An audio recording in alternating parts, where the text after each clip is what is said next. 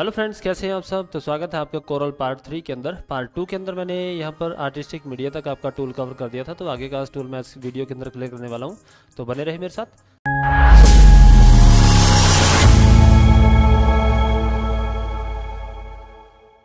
तो सबसे पहले मैं आपको रेक्टेंगल ड्रॉ करना बता रहा हूँ। रेक्टेंगल पे क्लिक किया और यहाँ पर आप उसे ड्रॉ करें। इस तरह से आप कोई भी रेक्टेंगल ड्रॉ कर सकते हैं, कलर फिल कर सकते हैं, आपका ऑब्जेक्ट बन के तैयार हो जाता है। लेकिन अगर आप स्क्वायर में बनाना चाहते हैं तो उसको आप क्लिक करके कंट्रोल प्रेस करके आप इसे ड्रॉ करें तो बिल्कुल स्क्वायर बनता है। इसके चारों कॉर्नर एक बराबर आपके समान हो गए। एक इसी के अंदर ऑप्शन और होती है आपके पास 3 पॉइंट्स रेक्टेंगल। इसमें क्या होता है, आप एक लाइन ड्रॉ करें। आप स्ट्रेट चाहते हैं तो शिफ्ट प्रेस करके बनाएं, उसके बाद शिफ्ट छोड़ दें और आप इसे राइट या लेफ्ट साइड में लेकर चलें। आपका एक एंगल यहाँ पर ड्रॉ हो जाता है इस तरह से। सेकंड हमारा ओवल है, एलिप्स है, सर्कल। आप यहाँ से लें और ड्रॉ करें, ये एलिप्स बनता है। अगर आप इसे सर्कल के अंदर लेकर जाना चाहें तो आपको एलिप्स से क्लिक करना है और कंट्रोल प्रेस करके आप इसे ड्रॉ करें इस तरह से। 3 पॉइंट एलिप्स इसमें भी है।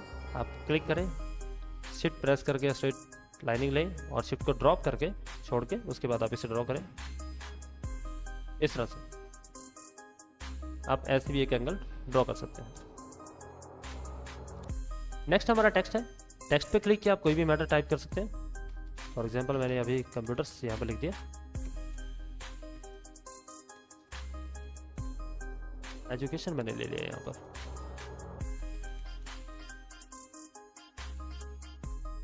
इस तरह से आप जैसे ही इसको लिखेंगे उसके फॉन्ट स्टाइल वगैरह आपके सामने यहाँ पर देखने को मिलेंगे। आप इसका फॉन्ट चूज कर सकते हैं, कोई भी लैंग्वेज में आप इसे कन्वर्ट कर लें। बहुत सी लैंग्वेजेस मैंने यहाँ पर इंस्टॉल की हुई है, तो कोई भी मैंने यहाँ से सिलेक्ट कर दिया। सिलेक्ट करने के बाद साइज इंक्रीज करना है तो आपके पास यहाँ साइज होता है, या फिर आप इसको यहाँ से इस एंगल से पकड़ के भी इनका साइज जो है वो इंक्रीज डिक्रीज कर सकते हैं। ऐसे कोई भी कलर फिल करना है, कलर फिल करें। अब अगर इसमें एडिटिंग करनी है तो आप डबल क्लिक करें। डबल क्लिक करके आप इसमें एडिटिंग कर सकते हैं। कहीं भी कुछ भी काटना है तो आप उसे कट कर सकते हैं, एंटर। और अगर आप चाहते हैं कि अभी और कंप्यूटर्स नेक्स्ट लाइन में आ जाए तो आप इसके बीच में क्लिक करके एंटर प्रेस करें तो वो बिल्कुल नेक्स्ट लाइन में आ जाएगा। और अगर आप कीबोर्ड से कंट्रोल के साथ ई प्रेस करते हैं तो ये बिल्कुल इसके सेंटर पॉइंट में आ जाता है ऐसे। और अगर आप इनको अलग अलग करना चाहते हैं तो आपके पास यहाँ पर एक ऑब्जेक्ट होता है। ऑब्जेक्ट के अंदर आपको यहाँ पर ब्रेक आर्टिस्टिक मिलेगा। आप इस पर क्लिक करें तो आपके जो वर्ड्स हैं वो दोनों लाइनिंग जो होंगी वो अलग अलग हो जाएंगी। अगर आप वर्ड्स को भी अलग अलग करना चाहते हैं तो एक बार फिर से आप वहाँ से ब्रेक आर्टिस्टिक कर दें तो आपके वर्ड्स भी अलग अलग हो जाते हैं। तो और उनमें कलर्स भी आप अलग अलग सेलेक्ट करके फिल कर सकते हैं इस तरह से। दोनों को सिलेक्ट करके कंट्रोल जी से आप इसे ग्रुप कर सकते हैं, और दोनों को करना है तो आप कंप्लीट को सिलेक्ट करके कंट्रोल जी से भी ग्रुप कर सकते हैं। तो इस तरह से आपका ये क्लियर हो जाता है। नेक्स्ट हमारा टेबल है। आप एक टेबल बना सकते हैं। टेबल के अंदर कोई भी टेक्स्ट आप टाइप करना चाहें वो टेक्स्ट आप यहाँ पर टाइप कर सकते हैं। साइज वगैरह इंक्रीज करना आपको मैंने बताया है, वो आप जस्ट मैटर को सिलेक्ट करें। सिलेक्ट करके आप इसका यहाँ से साइज बढ़ा सकते हैं। तो ये हमारे टेबल है। तो सबसे पहले मैंने यहाँ पर एक रेक्टेंगल ड्रॉ किया। कंट्रोल प्रेस करके मैंने एक एंगल ड्रॉ कर दिया। ड्रॉ करने के बाद मैं चाहता हूँ कि इसकी जो विड्थ है, ये वाली जो विड्थ है वो कितने इंच या मीटर सेंटीमीटर है वो मैं यहाँ पर मेंशन करना चाहता हूँ। तो उसके लिए आपको यहाँ पर आना है इस टूल में पैरेलल डिमेंशन के अंदर। तो पैरेलल डिमेंशन पे क्लिक करके मैं इसका पहला टूल करा रहा हूँ। तो यहाँ पर आपको क्लिक करके इस लाइन को यहाँ तक ड्रॉ कर लेना है। ड्रॉ करने के बाद आपको जितना भी बाहर आप इसे मेंशन करना चाहते हैं, जितनी भी दूर आप इस लाइन से इसकी वैल्यू मेंशन करना चाहते हैं वहाँ पर क्लिक कर दें तो आपको यहाँ पर दिखाता है कि 3.19 इंच की आपकी जो है वो विड्थ है। और अब अगर आप इसकी विड्थ को चेंज करेंगे, जैसे आप यहाँ से इसको थोड़ा सा स्ट्रेच करते हैं, बढ़ाते हैं, तो वहाँ आपकी इंचेस जो है वैल्यूज है वो भी इंक्रीज या कम करना चाहते हैं तो डिक्रीज भी होती है। तो इस तरह से आप इसको डिक्रीज और इंक्रीज कर सकते हैं। लेकिन कई बार क्या होता है, मुझे इस पेज के ऊपर 5-7 टूल्स और बनाने हैं, मतलब कोई शेप्स और बनानी है और उनका मुझे प्रिंट चाहिए। तो प्रिंट करने में मुझे इसका साइज थोड़ा छोटा चाहिए। जैसे मैं यहाँ से इसका साइज छोटा कर देता हूँ। साइज छोटा करने पर आपकी वैल्यू भी छोटी होती है, लेकिन मैं चाहता हूँ कि इसकी वैल्यू जो है वो एज इट इज़ रहे, 4.18 ही रहे। तो उसके लिए आपको क्या करना पड़ता है, आपको यहाँ पर इस एंगल पे क्लिक होना चाहिए आपको। तो यहाँ पर आपके पास ये देखो डायनामिक एक ऑप्शन होती है, आपको इसे लॉक कर देना है। लॉक करने के बाद आप इसको अब देखो छोटा करें तो शेप आपकी छोटी होती है, लेकिन आपकी जो इंचेस होते हैं वो एज इट इज़ वैसे ही रहते हैं। तो इस तरह से आप इसको यहाँ पर सेट कर सकते हैं, और लॉक अगर ओपन करेंगे तो उस हिसाब से फिर आपका ये ऑप्शन काम करता है।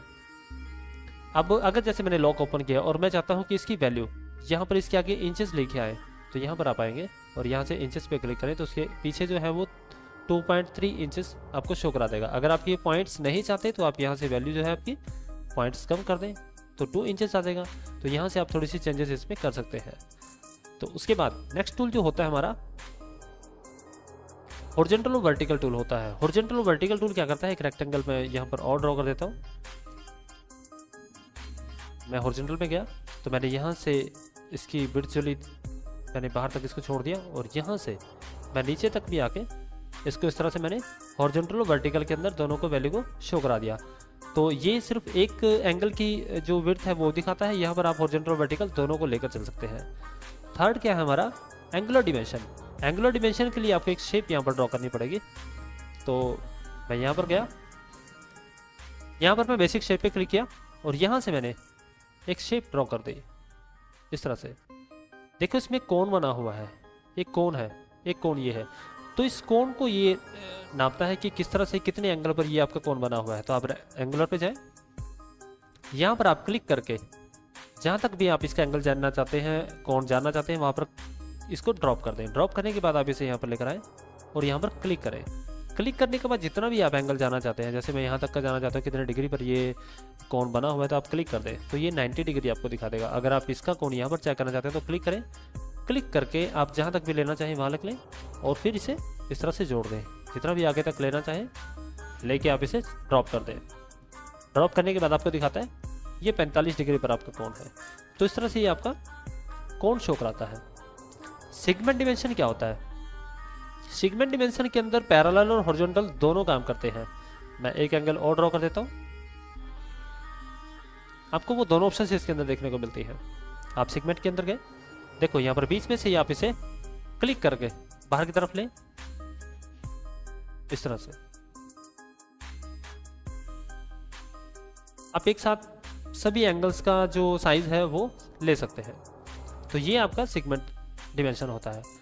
3 पॉइंट्स कॉल आउट क्या होता है, जैसे मैं इस वैल्यू के बारे में कुछ वैल्यू देना चाहता हूँ, मतलब इसके बारे में कुछ एक्सप्लेन करना चाहता हूँ, मेंशन करना चाहता हूँ, तो आप इस पर क्लिक करके आप यहाँ पर एक लाइन ले लें, यहाँ पर उसमें मैटर लिख दें।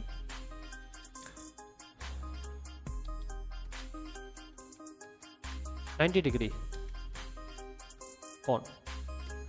तो इस तरह से 90 डिग्री कोण आप वहाँ पर मेंशन कर सकते हैं। आप इस पर क्लिक करेंगे, जब इस लाइन पे क्लिक करते हैं तो यहाँ पर आपको दिखता है। अगर आप इसे बॉक्स के अंदर लेना चाहते हैं बॉक्स के अंदर ले सकते हैं, या लाइन लेना चाहें तो लाइन आ जाएगी। तो यहाँ पर आपको थोड़े इसके स्टाइल्स यहाँ पर देखने को मिल जाएंगे, या लाइन आपको कितनी भी थिक या मोटी चाहिए, कटिंग वाली चाहिए, तो वो भी आप यहाँ पर चूज़ कर सकते हैं। तो ये कुछ ऑप्शंस आपको यहाँ पर देखने को मिलती है। तो ये टूल हमारा कवर है। उसके बाद हमारा अगला टूल है स्ट्रेट लाइन कनेक्टर। अब इसके लिए मैं ये सब कुछ डिलीट करना पड़ेगा। मैं आपको फिर से ड्रॉ करके दिखाता हूँ। मैंने यहाँ पर एक रेक्टेंगल बनाया, एक और बना दिया, मैंने एक यहाँ पर सर्कल ले लिया इस तरह से। मैं इन तीनों को एक दूसरे के साथ कनेक्ट करना चाहता हूँ। तो कनेक्ट कैसे होंगे? आप स्ट्रेट लाइन में जाएं। स्ट्रेट लाइन से क्या होता है, बिल्कुल स्ट्रेट लाइन लगेगी। देखो इसमें राइट एंगल कनेक्टर है, वो अलग टाइप का है। काम तीनों सेम करते हैं, लेकिन बस सबका अपना अपना यूज़ है। तो स्ट्रेट लाइन लिया, आपको यहाँ से नोड से शुरू करना है। नोड से शुरू करके आप इसके नोड पर जोड़ दें, नोड से शुरू करके यहाँ जोड़ दें। उसके बाद अगर आप इस शेप को कहीं भी मूव करते हैं तो ये आपका एंगल भी, कनेक्टर भी उसी तरह से मूव होता है। तो ये है स्ट्रेट लाइनिंग वाला कनेक्टर। नेक्स्ट कौन सा है आपका? Right angle. राइट एंगल क्या काम करता है? जैसे मैंने यहाँ से शुरू किया, क्लिक किया, देखो, और इसको मुझे यहाँ कनेक्ट करना है।